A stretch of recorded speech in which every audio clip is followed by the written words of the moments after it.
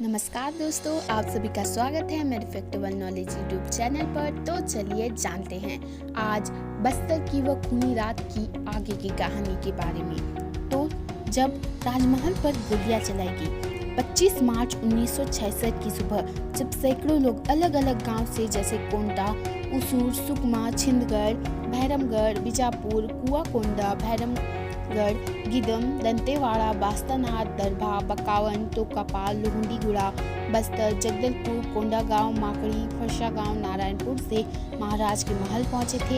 इतनी बड़ी संख्या का एक कारण सालों की रही एक परंपरा भी थी। अनेकों गांव के माझी आखिर की स्वीकृति अपने राजा से लेने आए थे और चैत्र के नवरात्र में आदिवासी कुछ बीज राजा को देते हैं, फिर वही बीज वो खेत में बुआई के दौरान उपयोग करते हैं।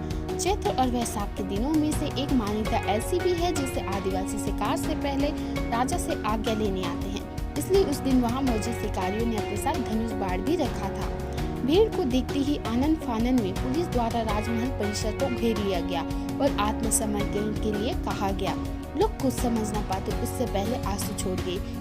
थोड़ी देर में पुलिस ने फायरिंग शुरू कर दी, तभी भगदड़ शुरू हो गई और सभी लोग महल के अंदर चले गए।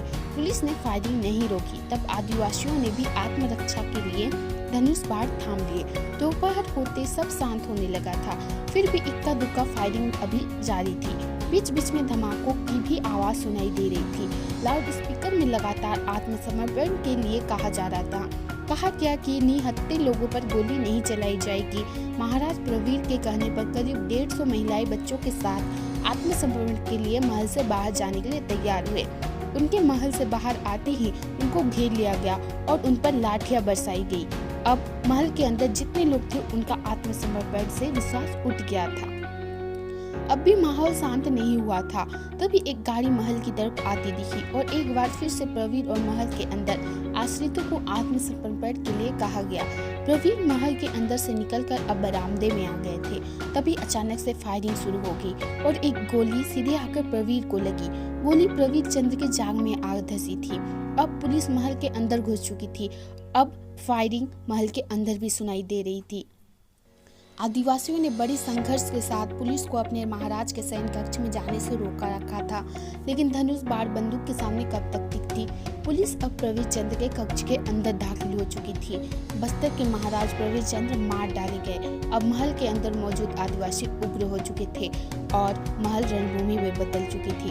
रात से सुबह हो चुकी थी पर संघर्ष रुकने का नाम नहीं ले रही थी। गोली की आवाज सुबह 4 बजे तक सुनाई दे रही थी। 26 मार्च को करीब 11 बजे जिलाधीश और पुलिस ने बड़े अधिकारी महल के अंदर गए। पार्थिव शरीर को कक्ष से निकाला गया। उसी शाम प्रवीर चंद्र का अंतिम संस्कार किया गया।